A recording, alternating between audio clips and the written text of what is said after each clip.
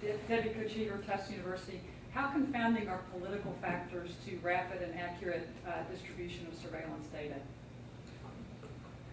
Tim, why don't you start on that? China. You know, so they're critical, right? I am stunned that anybody thinks that any public health information should be confidential. But I will tell you, even today in 2010, you cannot access the Gorin information database, right? So WHO has a whole database of outbreak information that unless you're affiliated with a Ministry of Health, you cannot access. What are they hiding? What you have to remember is nobody walks into an emergency room and says, I have smallpox, right? So when that 73-year-old woman in Toronto died, and then her 42-year-old son died, and then her 36-year-old family physician got sick, they didn't say, I have SARS, right? And so it's not going to be the Ministry of Health, it's not going to be the Public Health Agency, it's not going to be the WHO that's going to see those people first and say there's something wrong and we need to think about it. So to me, I think sharing of information is critical. The reason why the doctors in Toronto said, hey, maybe we're looking at SARS, is not because WHO told them out, it's because they were ProMed Mail subscribers. And they said, this sounds for all the world like what they're talking about in Hong Kong. And that's on February 23rd. WHO makes their public announcement on March 12th. So critical to share information. We know that on February 10th, when we made a public announcement about what's going on in Guangdong province, we got inundated with information, right?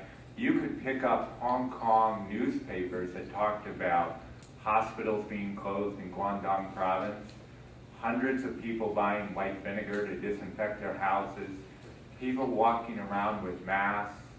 Why didn't the rest of the world know about this? You know, clearly everyone in southern China knew. We're talking about hundreds of millions of people, right? But I don't speak Chinese.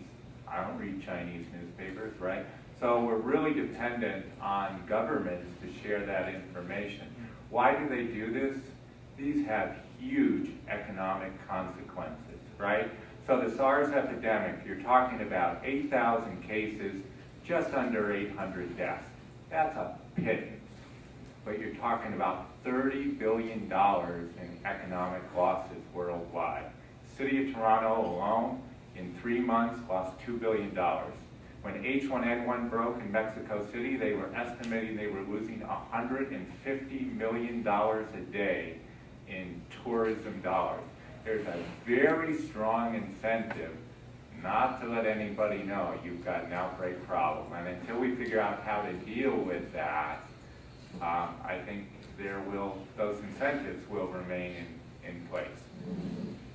I think also from the on-the-ground perspective for surveillance systems or people doing the surveillance, not necessarily the practical clinical surveillance in the hospital, but an actual surveillance system like I talked about, there's a practical reality that's really difficult, and that is, and the new international regulations are helpful because they set sort of an international code, but there's a practical reality of we have to work in that country to continue surveillance, and if we go against the country's wishes about releasing the information, then we are no longer welcome to continue any surveillance. And so that's why I was putting up that sort of complicated flow diagram, is that you get to the point where you decide this is bad enough that we're going to let the world know anyway, versus this is something that's smoldering that we need to work to and encourage the country to let the world know.